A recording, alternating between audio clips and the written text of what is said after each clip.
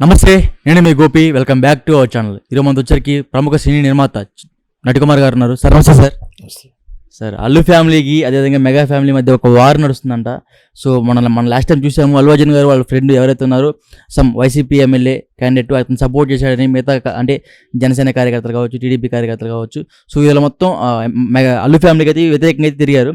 So అందులో భాగంగా mega family వాళ్ళు అల్లు అర్జున్ ఫోన్ నెంబర్ని వాళ్ళ గ్రూప్ అంటే మెగా ఫ్యామిలీ సంబంధించి గ్రూప్ ఒకటి ఉందంట, ఆ గ్రూప్లో నుంచి ఆయన నెంబర్ తీసేశారని సో కొన్ని వార్తలు వస్తున్నాయి. అంటే అది నిజమనుకోవచ్చా అబద్ధం అనుకోవచ్చా?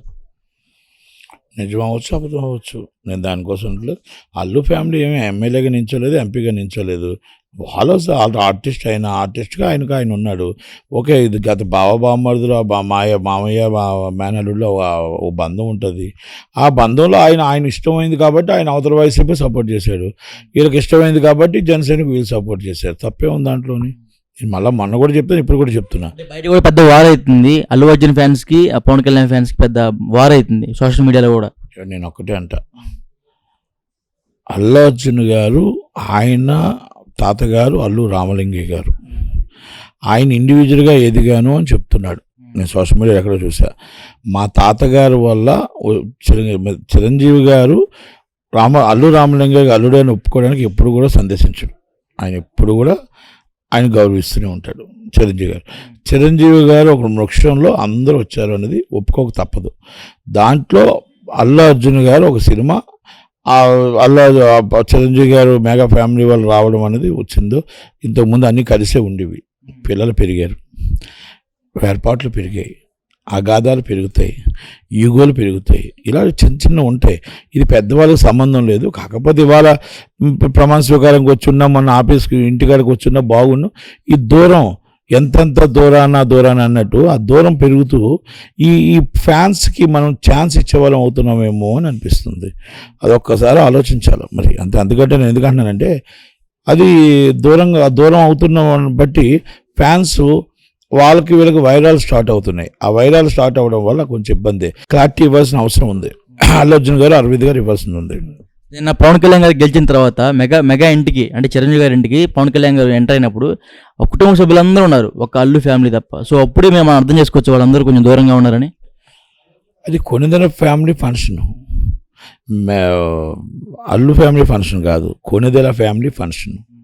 అంటే మీరే చెప్పారు కదా, డివైడ్ అయిపోయింది అని అంటున్నారు కదా. అది Konidela family function, Allu family function కాదు కదా.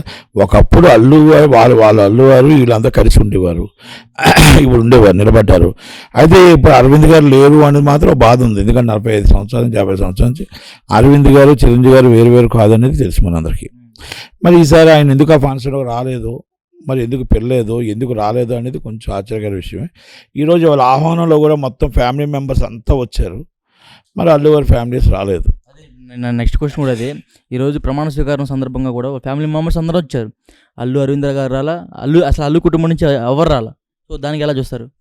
ఒకటే అండి, నేనేమంటున్నానంటే ఈ అగాధాలని తెరదింపాలి. దీనికి క్లారిటీ ఇవ్వాలి.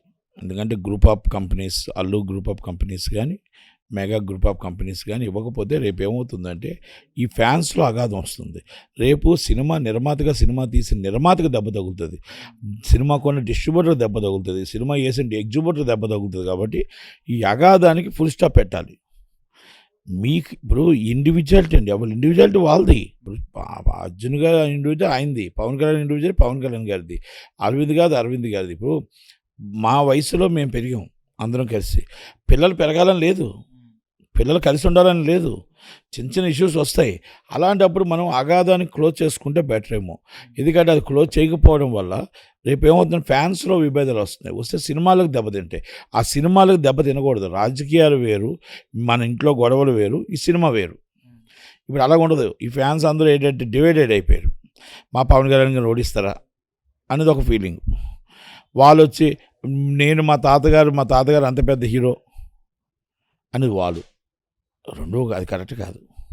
అల్లు రామలింగయ్య గారు చాలా పెద్ద కామెడీ ఆర్టిస్టు, చాలా పెద్ద ఆర్టిస్ట్ అయిన, చాలా పెద్ద వ్యక్తి, నటుడు. కానీ ఆ వ్యక్తికి అల్లుడు అవ్వడం చిరంజీవి గారి అదృష్టమే, మనం దాంట్లో ఒప్పుకోక తప్పదు. చిరంజీవి గారు తీసిన గీతా ఆర్ట్స్ అనే సంస్థ పెరగటానికి చిరంజీవి గారి సినిమాలు కూడా కారణమని మనం గుర్తుంచుకోవాలి. చిరంజీవి గారు ఎదగటానికి అల్లు రామలింగ గారు అల్లుడిగా ఏ రోజు అయినా నేను కాదు అని చెప్పలేదు, ఎస్ అన్నాడు. అంటూ గీతా ఆర్ట్స్ పెరగడానికి కూడా చిరంజీవి గారు ఎంతో తోడ్పడి ఆయన సినిమాలన్నీ గీతా ఆర్ట్స్కి ఇచ్చారు. కనుక మనం ఒప్పుకోక తప్పు ఇవన్నీ. అదే అంటున్నాను, పెద్దవాళ్ళకు ఉన్న అండర్స్టాండింగ్ చిన్నవాళ్ళకి లేదు. ఆల్రెడీ చిరంజీవి గారు అల్లు అర్జున్ గారిని మందలించారని బయట వార్తలు వస్తున్నాయి. అయినా సరే ఆ వార్తల్లో ఆయన పట్టించుకోలేదు. ఆయన అసలు ఇంకా చిరంజీవి గారి మాట కూడా వినట్లేదండి అల్లు అర్జున్ గారు. సో ఒక మాట అండి, అది నిజమో అబద్ధమో మనకు తెలియనప్పుడు మనం మాట్లాడకూడదు. అవగాహన లేనప్పుడు మనం ఇప్పుడు ఆయన మందలించినట్టు చూసారా, లేదా మాట్లాడినట్టు చూసారా, చూడలేనప్పుడు మనం మాట్లాడకూడదు. కనుక మనం ఏమంటున్నామంటే ఇలాంటి విషయాలు, సున్నితమైన విషయాలను మనం ఇమీడియట్లీ దాన్ని ఏదో రెక్టిఫై చేసి మనం ఫుల్ స్టాప్ పెట్టడం. ఫ్యాన్స్లో ఈ డివైడెడ్ వస్తే రేపు ఉదయం సినిమాలకు దెబ్బతింటాయి. కాబట్టి కొంచెం త్వరలోనే ఈ గ్రూప్ ఆఫ్ అల్లు వారి గ్రూప్ ఆఫ్ పిఆర్ వాళ్ళు కానీ ఒకసారి వాళ్ళది, అలాగే మేఘా వాళ్ళ ఫ్యామిలీది కానీ ఏదైనా ఒక ప్రెస్ నోట్ రిలీజ్ చేస్తే బాగుంటుందని, కలయిక అందరూ కలిసి ఉండాలని కోరుకుంటాం, కలవాలనే కోరుకుంటాం, బాగుండాలనే కోరుకుంటాం, గతంలాగా అందరూ ఉండాలనే కోరుకుంటాం. రెండు ఫ్యామిలీగా అవ్వకూడదు, మెగా ఫ్యామిలీగానే ఉండాలని కోరుకుంటాం. ఇది నా ఆశ, నా వ్యక్తిగతం మాట్లాడుతున్నాను. ఇది నా ఆశ. అది ఎవరి ఇష్టం వాళ్ళది. అల్లు అర్జున్ గారికి రాజకీయాలు అంటే చాలా మక్కువ ఇష్టం అంట. సో ఈసారి పవన్ కళ్యాణ్ గారితో, అదేవిధంగా పవన్ కళ్యాణ్ గారి మీద కూడా పోటీ చేసే అవకాశాలు అని చెప్తున్నారు. ఇది నీ సృష్టి, సోషల్ మీడియా సృష్టి. సోషల్ మీడియాలో వస్తుంది. సోషల్ మీడియా సృష్టి. అది మీరు సాటిలైట్ ఛానల్లో వచ్చిన నిజం ఉంటే సోషల్ మీడియాలో వచ్చిన సృష్టి. కనుక మీరు ఊహించేసుకొని మీరు రాస్తారు, ఆ కింద కామెంట్లు ఖాళీగా కూర్చుంటారు, ఆ పని పాటు ఉండదు, tick tick tick tick tick ఎడుతూనే ఉంటారు. నీకేం పని పాటు ఉండదు, నువ్వు కూడా ఇలాగే ఎరుగుతుంటావు. కనుక సృష్టిని సృష్టించకండి. ఆయన ఇంకా 5 సంవత్సరాల తర్వాత ఎలక్షన్స్లో అప్పుడు ఎవరు రాజు ఎవరు మంత్రో చూద్దాం. ఇప్పుడు మినిస్టర్ అయిపోయాడు. పవన్ కళ్యాణ్ గారు దేశంలోనే అవుట్ ఆఫ్ ది నెంబర్ 1 ప్లేస్లో ఉన్నాడు. మోడీ గారే కాదు, అంతా కూడా మొత్తం చూసే విధంగా, ఆంధ్రప్రదేశ్ని చూసే విధంగా వచ్చారు.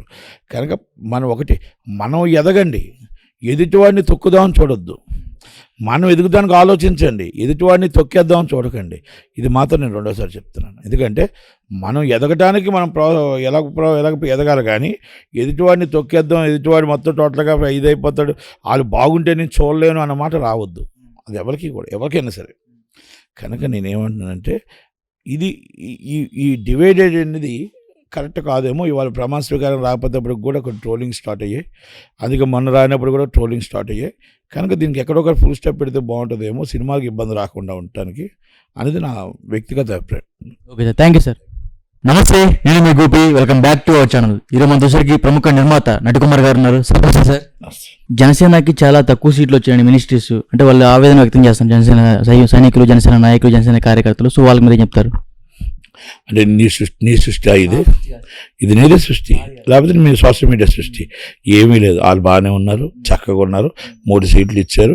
ఇంకా ఎక్కడైనా సరే ఈక్వాలిటీస్ అన్నీ ఉంటాయి, ఎక్కడ కూడా ఏ ఇబ్బంది రానివ్వరు. అన్నీ కూడా చక్కగా ఇద్దరు హ్యాపీ గవర్నమెంట్ ఫామ్ చేసి ప్రజలకు ఏ విధంగా పాలన ఇవ్వాలి, ప్రజలకు ఏ విధంగా కాపాడుకోవాలి, కార్యకర్తలు ఏ విధంగా కాపాడుకోవాలి, ఇవన్నీ చక్కగా ఉంటాయి. వైసీపీ వల్లగా నువ్వు కూడా వైసీపీ వాళ్ళు దూరి దాన్ని ఎలాగైనా వాళ్ళిద్దరిని విడగొట్టేద్దామని ఇప్పటి నుంచి ఆలోచించడు. ఇప్పుడే వాళ్ళు ప్రమాణ స్వీకారం చేసి ఇంకా టైం ఎంత అవ్వలేదు. దయచేసి ఈ మానేసి ప్రజలు అభివృద్ధి కోసం మాట్లాడండి, ప్రతిపక్ష పాత్ర పోషించండి. ఎస్, నేను ప్రతిపక్ష పాత్ర పోషిస్తా, పని కావాలి. ఎస్, ప్రతిపక్ష పాత్ర పోషించి అడుగుదాం, తప్పే ఉంది దాంట్లోని. చంద్రబాబు గారికి, సార్ నాకు ఇక్కడ ఇది డెవలప్ కాలేదు, మీరు ఎందుకు చేయలేదు సార్ ఇక్కడ రాజధాని ఇది కట్టలేదు, ఎందుకు కట్టలేదు సార్ ఇక్కడ క్రిస్టియన్ ల్యాండ్ ఎత్తుకెళ్ళిపోయారు, ఇక్కడ దాని మీద ఎందుకు మీరు ఎంక్వైరీ చేయట్లేదు సార్ పోలవరం పూర్తి చేయట్లేదు, పోలవరం పూర్తి చేయండి సార్. రైతులకి మీరు మొత్తం టోటల్గా ఏ మాట ఇచ్చారో ఆ మాట రైతులకి, కౌలు రైతులకి రుణమాఫీలు ఇవ్వండి సార్, పెన్షన్లు ఇవ్వండి సార్ అని ప్రతిపక్ష పాత్ర పోషిద్దాం. ప్రజల పక్షాన అంటారు దాన్ని, ప్రజల పక్షాన. రామోజీరావు గారిని గుర్తుపెట్టుకోండి, ప్రజల పక్షాన పాత్ర పోషిద్దాం. అంతే తప్ప ప్రజలకు గుర్తు చేద్దాం. ప్రతిపక్షం లేదు కాబట్టి మనం గుర్తు చేద్దాం. మనం గుర్తు చేసి చంద్రబాబు నాయుడు గారితో, లోకేష్ గారితో, పవన్ కళ్యాణ్ గారితో చేయించుకుందాం. మన రాష్ట్ర ప్రజలకు ఏం కావాలి? మా సినీ ఇండస్ట్రీ హబ్బు కావాలి, మా సినీ ఇండస్ట్రీ స్టూడియోలు కావాలి, మా సినీ ఇండస్ట్రీ వెల్ఫేర్ కావాలి, మా సినీ కార్మికుడికి జాబ్ కావాలి, మా సినీ కార్మికుడికి ఈ స్థలాలు కావాలి, మా సినీ ఇండస్ట్రీ డెవలప్ కావాలి, మా పేదవాడు మల్టీప్లెక్స్లో సినిమా చూసే అదృష్టం కావాలా, చిన్న సినిమా బతకాల, పెద్ద సినిమా బతకాల, మీడియం సినిమా బతకాల, అన్ని సినిమాలు బతికే విధంగా జీవోలు పాస్ అవ్వాలి. దాన్ని మా పోరాటం మేము చేసుకుంటూ ఆయన ప్రతిపక్ష పాత్ర పోషిస్తూ మేము ఇది గవర్నమెంట్ని కంపల్సరీ అడుగుతాం, అధికార పక్షం సపోర్ట్ చేస్తూ ప్రతిపక్ష పాత్ర పోషిస్తాం. అంతే తప్ప ఈ విధంగా గొడవలు పెట్టం మేము. మీకు కావాలా? ఎక్కడ మీ ఊర్లో మీది ఏది మాచర్లా ఏం ఏదో ఊరు అనుకో, నీకు ఏం కావాలి అక్కడ అడుగు. అభివృద్ధి ఏం కావాలి, అక్కడ ఏం డెవలప్ కావాలి, ఏ అక్కకి తప్పు జరిగింది, ఏ అన్నయ్యకి తప్పు జరిగిందో అది అడుగు, బాగుంటుంది.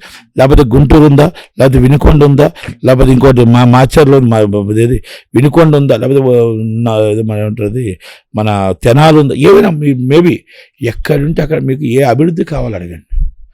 అది కాదు తప్ప మనం గోదావరి నది ఉంది, ఆ గోదావరి లేదంటే గోదావరి తల్లి నడుస్తుండగా ఆ గోదావరి తల్లి దగ్గర మనం 10 మంది అంతా కొన్ని 100 లక్షల మంది బతుకుతున్నారు కదా, వాళ్ళందరికీ టూరిజం ఎలా డెవలప్ చేయాలి, పాపికొండ ఎలా డెవలప్ చేయాలి, టూరిజంని మనం అక్కడ షూటింగ్స్ ఎలా డెవలప్ చేయాలి, కోనసీమ ఎలా డెవలప్ చేయాలి, యానాం అనే ఒక సెంటర్ని మనం ఇంకా ఎలా డెవలప్ చేయాలి. మన కోనసీమలో మనం ఈరోజు మొత్తం టోటల్గా చాలా చాలా గొప్పగా చెప్పుకుంటారు కదా, ఇవన్నీ కూడా మనం ఎలా డెవలప్ చేస్తూ ఉండాలి అనేది. Employment is important. మన ఆంధ్రప్రదేశ్లో మనకు వనరులు ఉన్నాయి, రాజధానిగా పూర్తవ్వాలి, ఆర్థిక రాజధానిగా విశాఖపట్నం పూర్తవ్వాలి, పుణ్యక్షేత్రంగా టూరిజం హబ్బుగా వెంకటేశ్వర స్వామి మొత్తం న్యాయ రాజధానిగా కర్నూలు అవ్వాలి. ఇవన్నీ డెవలపింగ్ కోసం అడుగుదాం.